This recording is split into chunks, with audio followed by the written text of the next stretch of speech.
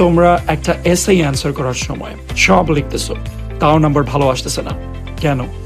Mistake number 1, তোমরা কোয়েশ্চেনকে answer করতেছো না।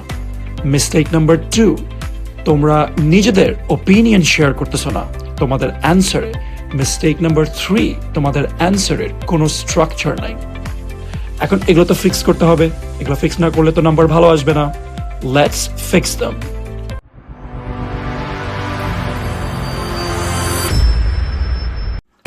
আমরা সামনে একটা এসে কোয়েশ্চেন দেখতে পারতেছি। The separation of powers is a myth in the modern UK constitution attributed to A.V. Dicey. Discuss. Public law subject থেকে আসছে আর চ্যাপ্টারটা হচ্ছে সেপারেশন অফ পাওয়ার্স। আমরা যদি মিস্টেক নাম্বার 1টা না করে এই কোয়েশ্চেনটা অ্যান্সার করতে চাই, তাহলে আমাদের ফোকাস থাকতে হবে কোয়েশ্চেনে, টপিকটার উপর না। ইন্ট্রোডাকশন থেকে কনক্লুশন পর্যন্ত যদি আমরা সেপারেশন অফ পাওয়ার্স দিয়ে যা জানি তা লিখি, স্টিল আমরা ভালো নাম্বার পাবো না যদি না আমরা কোয়েশ্চেনটা অ্যান্সার করার চেষ্টা না করি।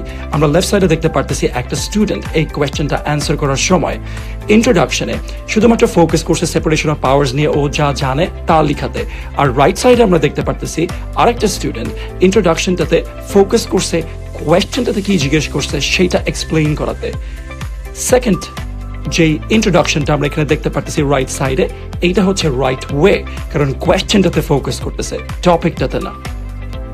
মিস্টেক নাম্বার 2 যদি আমরা ফিক্স করতে চাই, তাহলে আমাদের ওপিনিয়নও থাকতে হবে অ্যান্সারে। আমরা যদি শুধুমাত্র কে কি বলছে সেটা আমাদের অ্যান্সারে লিখি, আর আমরা আমাদের নিজস্ব ওপিনিয়ন না দিই যে আমরা কি মনে করি, তাহলে আমরা কখনোই ভালো মার্কস পাবো না। লেফট সাইডে আমরা দেখতে পারতেছি একটা স্টুডেন্ট অনেক কিছু ডিসকাস করছে, বাট সে তার নিজের কোনো ওপিনিয়ন ওখানে শেয়ার করে নাই। বাট রাইট সাইডে আমরা দেখতে পারতেছি একই কন্টেন্ট, বাট জাস্ট লাস্টে তার নিজের ওপিনিয়নও অ্যাড করে দিচ্ছে স্টুডেন্ট, যে স্টুডেন্ট অ্যাগ্রি করে নাকি না কোয়েশ্চেনটার সাথে, যে একাডেমিকদের ডিসকাশন সে করতেছে তার প্যারাগ্রাফে তাদের সাথে, নাকি ডিসএগ্রি করে। যেটাই হোক না কেন, এই ওপিনিয়নগুলো যে শেয়ার করতেছে স্টুডেন্টটা, এটাই ইম্পর্টেন্ট, কারণ এক্সামিনার কে কি বলছে সেটা জানতে চায় না, এক্সামিনার জানতে চায় স্টুডেন্টটা কি মনে করে।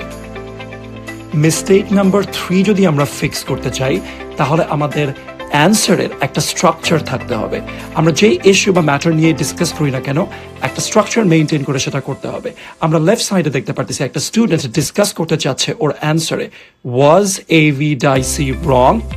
তার নিচের প্যারাগ্রাফে ও A.V. Dicey কি বলছে এটা লিখছে অনেক সুন্দর করে, বাট স্টিলও ভালো নাম্বার পাবে না।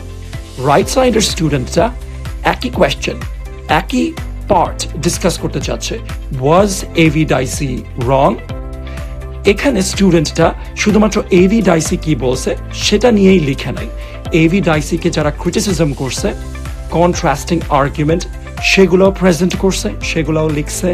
তারপর অথরিটি ইউজ করছে, ল বা কেস ল। তারপর নিজের ওপিনিয়ন শেয়ার করছে, অ্যান্ড দেন এন্টায়ার ডিসকাশনটার পর সে একটা কনক্লুশন দিছে। এটা হচ্ছে মিস্টেক নাম্বার 3 ফিক্স করার অনলি ওয়ে। এই মিস্টেকগুলো ফিক্স করতে পারলেই তোমরা এসএ অ্যান্সারে খুব সহজেই ফার্স্ট ক্লাস মার্কস পাবা।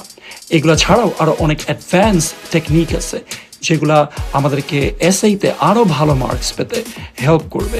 যেমন কিভাবে কোয়েশ্চেন বুঝতে হয়, কোয়েশ্চেনের কোন পার্টটা ডিসক্রিপটিভ, কোন পার্টটা অ্যানালিটিক্যাল, কিভাবে হেডিং প্রিপেয়ার করতে হয়, কিভাবে ইন্ট্রোডাকশন লিখতে হয়, কিভাবে কনক্লুশন লিখতে হয়।